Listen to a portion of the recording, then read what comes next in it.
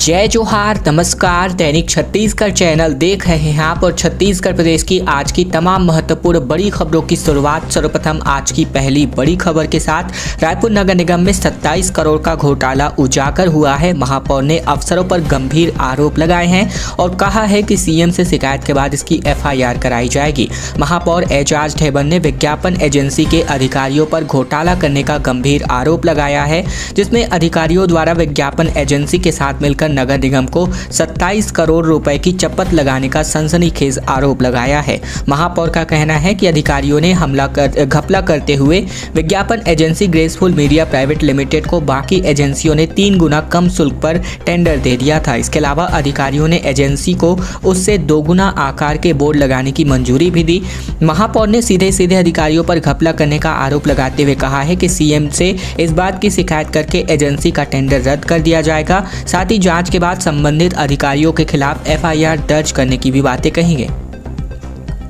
विमान सेवा को लेकर खबर। लखनऊ, रायपुर और भुवनेश्वर जाने वाली विमान सेवा बंद करी जा चुकी है। दरअसल एक बड़ी वजह जो है सामने आ रही है। रायपुर जिले के स्वामी विवेकानंद एयरपोर्ट से लखनऊ भुवनेश्वर के बीच चलने वाली इंडिगो एयरलाइंस की फ्लाइट का संचालन 24 अप्रैल से बंद कर दिया गया है। ये एकमात्र फ्लाइट लखनऊ से उड़ान भरने के बाद रायपुर आकर भुवनेश्वर को जाती थी। वहाँ कुछ देर रुकने के बाद वापस रायपुर आने के बाद लखनऊ के लिए रायपुर से रवाना होती थी। रायपुर एयरपोर्ट के संचालक प्रवीण जैन के मुताबिक लखनऊ, रायपुर और बात करें तो भुवनेश्वर फ्लाइट का संचालन आगामी आदेश तक के लिए बंद कर दिया गया है। इसकी सूचना एयरपोर्ट अथॉरिटी ने भी भेजी है। बता दें कि इसके पहले 13 फरवरी 2023 को एयर इंडिया की मुंबई, रायपुर, विशाखापट्टनम के बीच चलने वाली एकमात्र फ्लाइट का संचालन भी बंद कर दिया गया था। बताया जाता है कि यात्रियों की संख्या लगातार कम होने के बाद इनका संचालन किया जा रहा था। लगातार घाटा होने के कारण दोनों ही फ्लाइट्स को बंद कर दिया गया है। बालोद हादसे के बाद पुलिस का बड़ा फैसला सामने आ रहा है। अब जांच के बाद ही बाराती वाहनों को आगे भेजा जाएगा। शादी ब्याह के सीजन में हर साल बाराती गाड़ियों की दुर्घटनाएं की खबरें लगातार सामने आती हैं। खुशियों का माहौल पल भर में गम में बदल जाता है और अधिकतर मामलों में ड्राइवर शराब के नशे में होते हैं। ड्रंक एंड ड्राइव के मामले में पुलिस सख्ती नहीं दिखाती। बारात गाड़ियाँ और ओवर स्पीड से दौड़ती हैं। इसी वजह से दुर्घटनाएं लगातार बढ़ती जा रही हैं। पैसे के लालच में लगातार वाहन चलाने के कारण कई बार ड्राइवर को झपकी आ जाती है और वाहन दुर्घटनाग्रस्त हो जाती है। वाहन में बैठने वाले परिवार के सदस्य भी ध्यान रखें कि गाड़ी की क्षमता से अधिक की सवारी तो नहीं, ड्राइवर के पास बैठे व्यक्ति को झपकी तो नहीं आ रही। और बात करें तो क्षमता से अधिक की सवारी भर कर चलने से जो है धमतरी में एक भीषण हादसा हुआ था। इसी बीच वाहन का NH क्रमांक 30 पर ट्रक के आमने सामने भिड़ंत हो गया था, जिनमें 11 लोगों की मौत हो गई थी। और अब इस मामले को लेकर के जो है पुलिस सख्ती बरतने वाली है। हादसे के बाद पुलिस बड़ा फैसला कर चुकी है कि अब जांच के बाद ही बाराती वाहनों को आगे भेजा जाएगा। रावघाट रेल लाइन का मामला गर्मा चुका है। रेल मंत्री से अब मिलने पहुंचे हैं छत्तीसगढ़ के सांसद और भाजपा के नेता। मंत्री ने कहा है कि जुलाई तक डीपीआर पूरा किया जाएगा। दरअसल चुनावी साल में रावघाट रेल परियोजना का मामला गर्मा चुका है। साल 1993 से अटकी पड़ी परियोजना के बाद अब पूरा होने की इसकी सुगबुगाहट तेज हो गई है। इस परियोजना को पूरा करने की मांग को लेकर भाजपा के सांसद और नेता ओम माथुर की अगुवाई में रेल मंत्री अश्विनी वैष्णव से मिलने पहुंचे। ज्ञापन सौंपकर इस प्रोजेक्ट को पूरा करने की मांग की गई। रावघाट रेल प्रोजेक्टर देश के नक्सल इलाकों को रेल कॉरिडोर से जोड़ने की देश का सबसे बड़ा प्रोजेक्ट है। रेल मंत्री से मिलने वालों में बस्तर संभाग प्रभारी सांसद संतोष पांडे, पूर्व मंत्री व छत्तीसगढ़ भाजपा प्रदेश महामंत्री केदार कश्यप भी शामिल थे। इन नेताओं ने ज्ञापन देकर मंत्री से 140 किलोमीटर लंबी रावघाट जगदलपुर रेलवे लाइन के शीघ्र निर्माण हेतु सहमति लेने का आग्रह किया। टेट 2022 का संशोधित परीक्षा परिणाम ई-सर्टिफिकेट जारी किया है व्यापम ने। दरअसल रायपुर छत्तीसगढ़ व्यावसायिक परीक्षा मंडल की ओर से खबर, जहां छत्तीसगढ़ शिक्षक पात्रता परीक्षा टेट 2022 का 18 सितंबर 2022 को आयोजन किया गया था और परीक्षा का परिणाम 21 अक्टूबर 2022 को जारी हुआ। उक्त परीक्षा में शामिल होने वाले परीक्षार्थियों को टीईटी 2022 के लिए ऑनलाइन आवेदन में जाति श्रेणी में त्रुटि को सुधारने के बाद उच्च न्यायालय बिलासपुर में याचिका दायर की गई थी। त्रुटि सुधार के संबंध में व्यापम ने परीक्षा निर्देश स्पष्ट किए हैं। इसके बाद एक खबर आ रही है जहां परीक्षा परिणाम जो है जारी किया गया था, जिसको लेकर संशोधित परीक्षा परिणाम ई-सर्टिफिकेट एक बार फिर से जारी हुआ है। 33 की जगह 40% न्यूनतम पासिंग मार्क्स को लेकर के रायपुर के साइंस कॉलेज में नई शिक्षा नीति पर हाईकोर्ट ने रोक लगा दी है। पंडित रविशंकर शुक्ल यूनिवर्सिटी रायपुर से संबद्ध सभी शासकीय नागार्जुन साइंस ऑटोनोमस कॉलेज में परीक्षा परिणाम जारी करने से ठीक पहले नई शिक्षा नीति लागू कर दी गई। इस वजह से कई छात्र फेल हो गए। प्रभावित छात्रों ने हाईकोर्ट में याचिका लगाई है। हाईकोर्ट ने साइंस कॉलेज में बीएससी सेकेंड सेमेस्टर में नई शिक्षा नीति लागू करने पर अंतरिम रूप से रोक लगा दी है। साथ ही छात्रों को दूसरे सेमेस्टर की परीक्षा में शामिल करने के निर्देश जारी किए हैं। शासकीय नागार्जुन साइंस ऑटोनोमस कॉलेज में परीक्षा परिणाम जारी करने से ठीक पहले नई शिक्षा नीति लागू कर दी गई। इस वजह से कई छात्र फेल हो गए। छात्रों ने कॉलेज प्रबंधन समेत अन्य जिम्मेदारों के पास आपत्ति दर्ज करवाई, लेकिन राहत नहीं मिली। इसके बाद सागर साहू जो छात्र हैं, भावेश सिन्हा छात्र हैं, कीर्तन सुनेपरी समेत अन्य छात्रों ने एडवोकेट गौरव सिंघल और गौतम क्षेत्रपाल के जरिए हाईकोर्ट में याचिका लगाई, जिसके बाद हाईकोर्ट ने अंतरिम सुनवाई अभी नहीं की है और इस पर रोक लगा दी है। खड़ी ट्रक को स्कॉर्पियो ने टक्कर मार दी। 3 लोगों की मौके पर ही मौत हो गई। सभी एक ही परिवार के थे। इलाज के करवा करके वापस रास्ते में लौट रहे थे, तभी ये हादसा हुआ। 3 लोग घायल बताए जा रहे हैं। छत्तीसगढ़ के जसपुर जिले में भीषण सड़क हादसे में 3 लोगों की मौत हो गई है। ये सभी एक ही परिवार के लोग हैं और सभी का इलाज करवाकर स्कॉर्पियो से सभी वापस लौट रहे थे। इसी दौरान स्कॉर्पियो ने ट्रक को पीछे से टक्कर मार दी, जिसके चलते तीनों की मौके पर ही मौत हो गई। 3 लोग गंभीर रूप से घायल हुए हैं। हादसा पत्थलगांव थाना क्षेत्र का बताया जा रहा है और जानकारी के मुताबिक चरखापारा निवासी विपिन खलखो मध्य प्रदेश के बालाघाट जिले में सब इंस्पेक्टर के पद पर पदस्थ थे।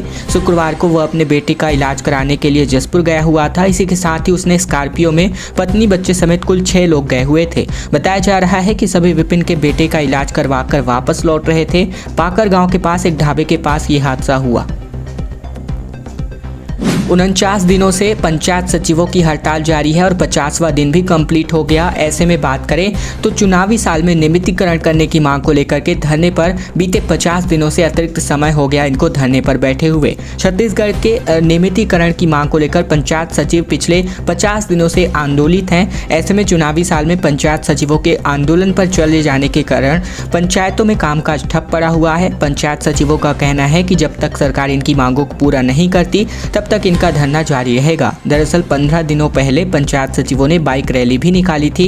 संभागीय मुख्यालय जगदलपुर में भी पंचायत सचिव धरना प्रदर्शन पर बैठे हुए हैं। सचिवों का कहना है कि पिछले कई सालों से नियमितीकरण की मांग की जा रही है, लेकिन इनको मांगों को सरकार में कोई दिलचस्पी नहीं ले रही है। खबरों में आगे बढ़े इसके पहले अगर आप छत्तीसगढ़ प्रदेश के हैं, छत्तीसगढ़ के समाचार ठीक इसी प्रकार रोजाना देखना चाहते हैं तो नीचे लाल कलर का सब्सक्राइब बटन दिया है, जिसे दबाकर चैनल को आपको सब्सक्राइब करना है ताकि प्रतिदिन की महत्वपूर्ण खबरें छत्तीसगढ़ समाचार हम आप तक रोजाना पहुंचा सकें।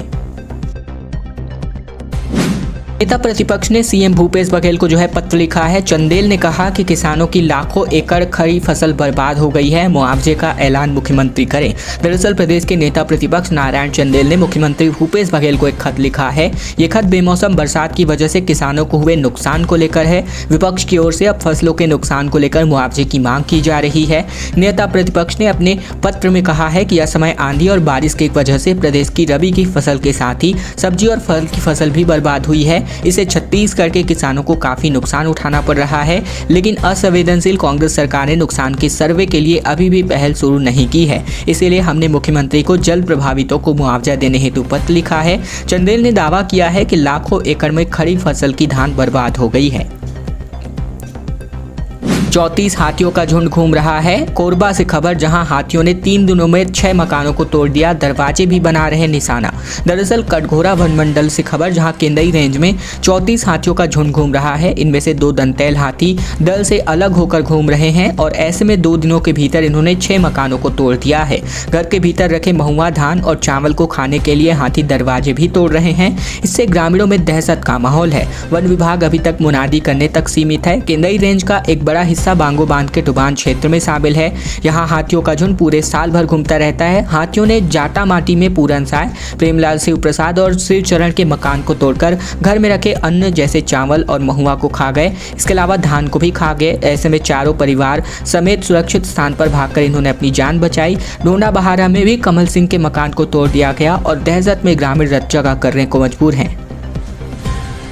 पुलिस ने फ्लैग मार्च निकाला, जनता को अपना भरोसा जीतने को कहा और अपराधियों में दहशत भरने की कोशिश की गई। दरअसल बिलासपुर जिले के कोटा में पुलिस ने फ्लैग मार्च कर अपराधियों के दिलों में दहशत पैदा करने की कोशिश की। उल्लेखनीय है कि जिले की कमान संभालते ही एसपी संतोष सिंह ने शहरी और ग्रामीण क्षेत्रों में नशे से निजात दिलाने के लिए निजात अभियान चलाना, पुलिस या मौजूदगी का एहसास कराना शुरू कर दिया है। कार्यालय में संतोष सिंह स्वयं अपने मातहत अफसरों के साथ दौरा करके पुलिस की मौजूदगी का संदेश दे रहे हैं। इसी तारतम्य में बीते दिन शाम को पुलिस कप्तान संतोष सिंह ने अतिरिक्त पुलिस अधीक्षक राहुल देव शर्मा और एसडीओपी कोटा सिद्धार्थ बघेल और अन्य अधिकारियों के साथ रेलवे स्टेशन चौक, बस स्टैंड चौक, नाका चौक होते हुए थाना रतनपुर में महामाया चौक, बस स्टैंड चौक, इसके अलावा भीम चौक आदि चौराहों में पैदल फ्लैग मार्च निकाल करके जनता में दिलों में विश्वास तथा अपराधियों को पुलिस के प्रति मौजूदगी का संदेश दिया। खबर छत्तीसगढ़ में हाईवा संचालकों को लेकर, जहां चालकों की हड़ताल जारी है। बोले हमारी जान जाती है पर मालिकों को कोई भी फर्क नहीं पड़ता। छत्तीसगढ़ के कई जिलों में ट्रक मालिकों और हाईवा ड्राइवर संघ के बीच विवाद जारी है। ड्राइवरों का आरोप है कि मालिकों द्वारा अवैध रूप से खनिजों को एक जगह से दूसरी जगह हाईवे में ट्रांसपोर्ट करवाया जाता है और इन खनिजों के ओवरलोडिंग के चलते एक्सीडेंट्स होते हैं और जिनमें ड्राइवरों की जान चली जाती है, लेकिन मालिकों को कोई फर्क नहीं पड़ता। वे अगले दिन दूसरा ड्राइवर रख लेते हैं। कम तनख्वाह, अतिरिक्त काम के घंटे और मेडिकल सहायता जैसी कई सारी मांगों को लेकर बीते 2 दिनों से हाईवा ड्राइवर संघ हड़ताल पर हैं। हमारी टीम से खास बातचीत में छत्तीसगढ़ के हाईवा संघ के प्रदेश अध्यक्ष पीतम कुमार सेन ने बताया कि सैकड़ों ड्राइवर अपनी विभिन्न मांगों को लेकर हड़ताल कर रहे हैं। हमारी मांगों में पेमेंट बढ़ाना, 24 घंटे काम करना भत्ता, इसके अलावा मेडिकल सहायता, ओवरलोडिंग न करवाना और बीमा सिक्योरिटी जैसी मुख्य मांगे शामिल हैं। भारतीय एयरपोर्ट अथॉरिटी का एक्शन हुआ है, जहां रायपुर एयरपोर्ट के पार्किंग संचालक को नोटिस दिया गया है। अवैध वसूली को लेकर लगातार शिकायत की जा रही थी। रायपुर के माना एयरपोर्ट पर पार्किंग में अवैध वसूली को लेकर भारतीय एयरपोर्ट अथॉरिटी ने पार्किंग संचालक को नोटिस जारी किया है। इस नोटिस में उन्होंने 7 दिन के भीतर जवाब तलब किया है। इसी के साथ ही पार्किंग में हो रही समस्याओं को लेकर संयुक्त बैठक कर समाधान करने का जिक्र किया गया।